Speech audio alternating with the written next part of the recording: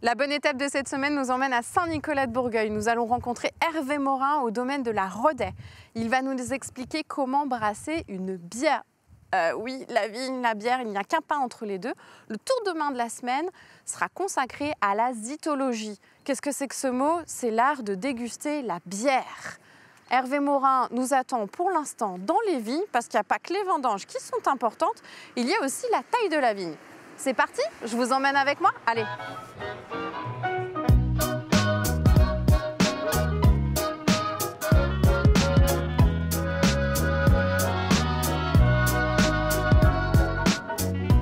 Salut Hervé, ça va? Bonjour Mathilde. Merci de nous accueillir sur ton domaine. Bon, c'est pas qu'une légende, on en parlera dans 3 secondes. Tu es obligé de tailler, il n'y a pas que les vendanges importantes dans la vigne. C'est ça, comme je dis souvent à mes clients, après les vendanges, tout ne s'arrête pas. Hein. Au contraire, l'activité reprend. Il faut tailler la vigne, qui est une liane. Et du coup, il faut maîtriser le développement de cette vigne. Donc finalement, tu vas tout couper. Voilà, on va couper les éléments importants et on va garder une baguette qui va nous porter les fruits pour l'année qui vient. Donc ça, c'est l'étape de la taille, c'est voilà, important. Ouais. Et après, on aura l'autre étape qui va être de tirer les bois. On va enlever tous les bois. Ça veut dire qu'on enlève tout. Ouais. Et puis après, on aura l'étape du pliage, c'est ça, où on colle voilà, ça pour comme que ça. notre zone de grappe soit bien à l'horizontale. Dis donc Hervé, est-ce que c'est toi qui as inventé la taille ou il n'y aurait pas une histoire d'âne dans tout ça? Oui, non, c'est pas moi. Hein. Moi, je suis que la succession, mais oui, comme tu disais, oui, l'âne. L'âne de Martin, ouais. de Martin de Tours. Martin de Tours qui voyageait avec un âne et un jour il l'a attaché à un piquet comme celui-ci. L'âne, il nous a grignoté la vigne un petit peu partout et l'année d'après, on s'est rendu compte que il y avait des raisins partout. C'est ça, le fait de raccourcir le rameau déjà et de reformer le cep, à régénérer finalement les bois. C'est très chouette, mais toi, ta passion, je crois que c'est la fermentation. Dans le monde du vin, il y en a une par an. C'est ça. Tu vas nous parler bière un petit peu? Bah ouais. Ouais, on va voir la fermentation de la bière. On y va. C'est parti.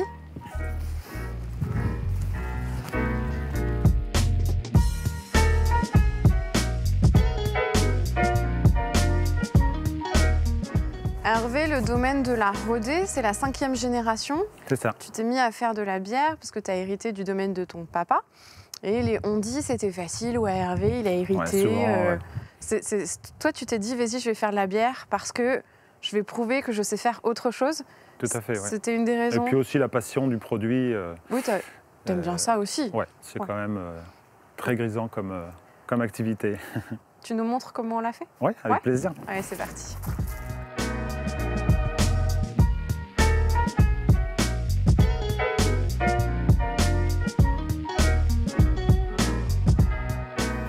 Ça sent super bon. On a des odeurs de pain grillé, ça me donne hyper faim. C'est de l'orge? C'est ça, c'est de l'orge maltais. Maltais. Voilà, donc qui a été germé dans une entreprise pour mettre en route le mécanisme d'enzymes à l'intérieur de l'orge qui vont, elles, travailler pendant la cuisson. L'étape du maltage, c'est à ce moment-là que ça nous détermine blanche, blonde, ambrée, brune. Voilà, juste après le maltage, il y a la torréfaction de l'orge qui va du malt, qui va du coup donner cette colorimétrie et ces arômes plus ou moins caramel, café, qu'on peut retrouver dans certaines bières. Ça, c'est notre matière première pour faire de la bière. Sans ça, on ne peut pas faire de bière. Non. L'orge est l'élément principal de la production de bière. Pourquoi on n'utilise pas du blé? Alors si, on utilise du blé pour certaines bières blanches, pour leur donner un petit peu moins de caractère, un petit peu plus de simplicité. Et ça, toi, tu reçois dans des sacs, on le voit, des sacs comme ça, tu ne fais pas pousser ça ici? Non. Aujourd'hui, en fait, je ne veux pas refaire... J'ai la culture de la vigne, qui est déjà un gros travail dehors, qui dépend de la météo. Et là, pour la brasserie, pour moi, c'est que du bonheur, parce qu'en fait, je reçois mes céréales. Et je n'ai pas forcément les terrains pour faire mes céréales. Et je n'en vois pas forcément l'intérêt aujourd'hui.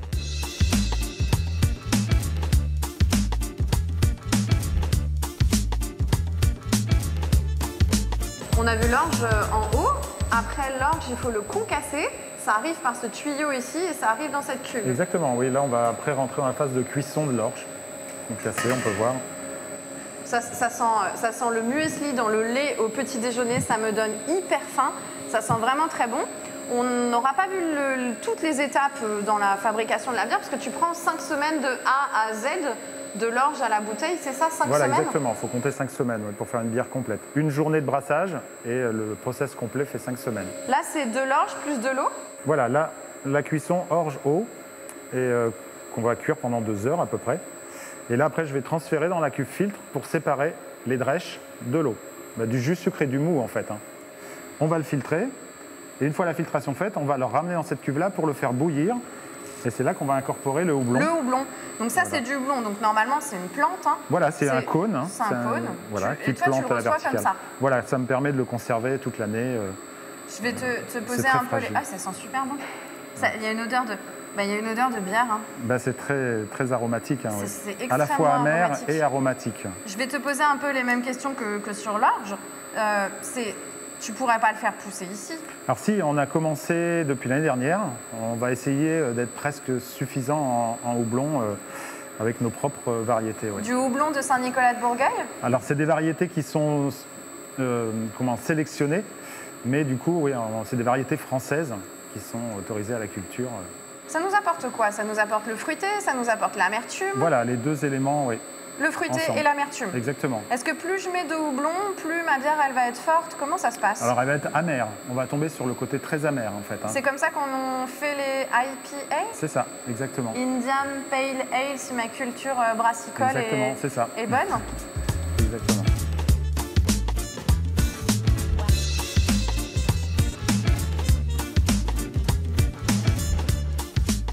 Il y a deux choses qu'on n'a pas dit.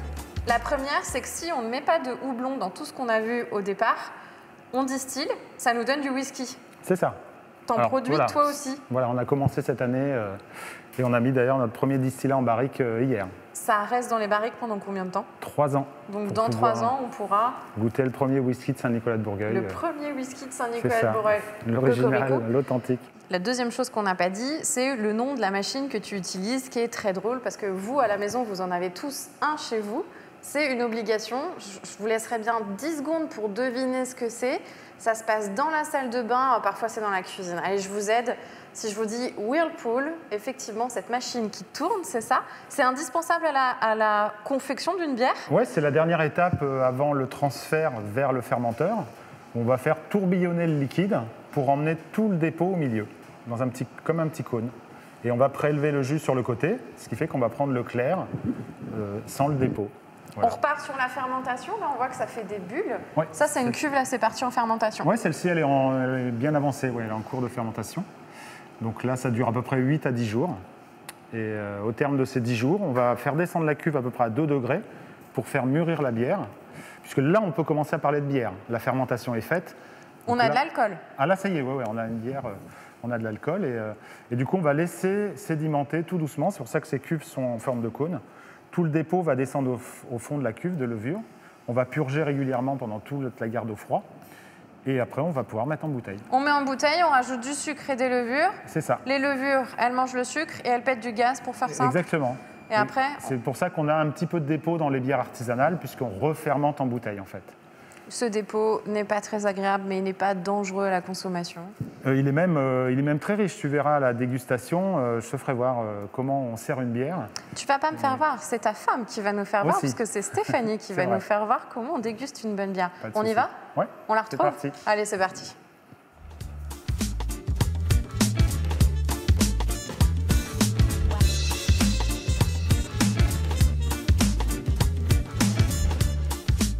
Salut Stéphanie. Bonjour Mathilde. Ça va? Ça va bien, merci. Tu vas nous donner un cours de zytologie? Oui, je vais essayer de vous apprendre de façon simple pour le quotidien comment bien déguster une bière artisanale. Vous l'avez compris, c'est tout de suite la séquence du tour de main. Maintenant, mes invités font le lancement à ma place. C'est parfait, c'est parti. Stéphanie, il nous faut un verre spécial. On a des verres qui sont de toutes les tailles. Comment ça se passe? Est-ce que moi j'ai besoin d'acheter 15 verres ou...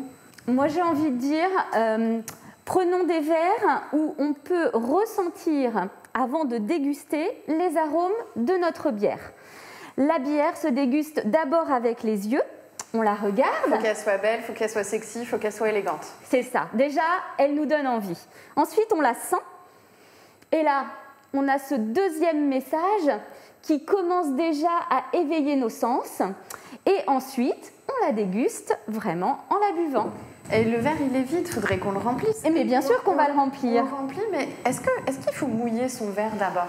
L'idéal pour qu'on déguste bien nos bières, c'est en effet de les passer légèrement à l'eau. Hein, l'eau fraîche, comme ça on rafraîchit nos verres et notre bière se déguste. Température. Exactement. Le verre à la bonne température, la bière à la bonne température. Et là, on peut y aller. On ouvre la bière. On ouvre la bière, on décapsule. Toi, tu as un super décapsuleur de compétition. Décapsuleur fait maison, artisanal. Décapsuleur artisanal, s'il vous plaît. Et donc, ensuite, l'idée, c'est de prendre notre verre. La question, on penche ou on penche pas? On penche. On penche. Par contre, la bouteille, on essaie de la conserver la plus droite possible. Pourquoi? Pour éviter que le dépôt n'aille dans le verre à ce moment-là. Et hop!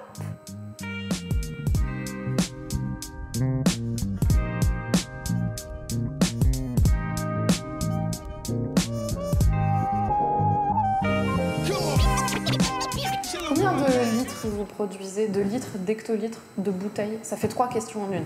C'est ça. Combien de litres d'hecto tu choisis? Alors, on a produit l'année passée 75 000 litres, ce qui fait 750 hectolitres. Nous, on parle en général plutôt en hectolitres. Donc voilà, ce qui représente environ 200 000 bouteilles sur l'année, aussi bien en 33 qu'en 75, hein, puisqu'on fait les différents formats pour toute notre gamme. Donc c'est en constante évolution, hein, on est content, la bière artisanale a trouvé son public. Donc c'est ce qu'on disait, d'abord on la regarde,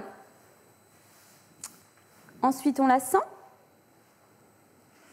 On a une odeur qui est extraordinaire, je trouve que ça sent un petit peu le citron, ça sent un petit peu les agrumes, ouais, on a le caramel derrière. Les bières artisanales ont toutes ce point commun d'être savoureuses. On est sur des bières qui nous parlent. Elles ont tout de suite beaucoup de choses à nous dire. C'est que t'es mal poli là.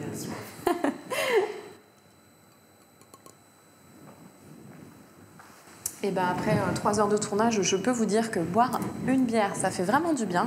Je vous rappelle, ceci étant dit, que l'abus d'alcool est dangereux pour la santé, à consommer avec modération. Cette émission est terminée. Merci Stéphanie, merci Hervé. Merci Mathilde. Où est-ce qu'on peut retrouver vos bières? Ici au domaine? Ici au domaine, et puis dans différents points de vente dans toute l'Indre-et-Loire, les épiceries fines, les bars, les restaurants. On peut vous envoyer un mail pour savoir où on peut vous trouver, si on habite à Tours ou si on habite à Montlouis, on peut vous envoyer un mail pour savoir où vous trouvez. Avec plaisir. Moi je vous dis à très bientôt pour une nouvelle bonne étape.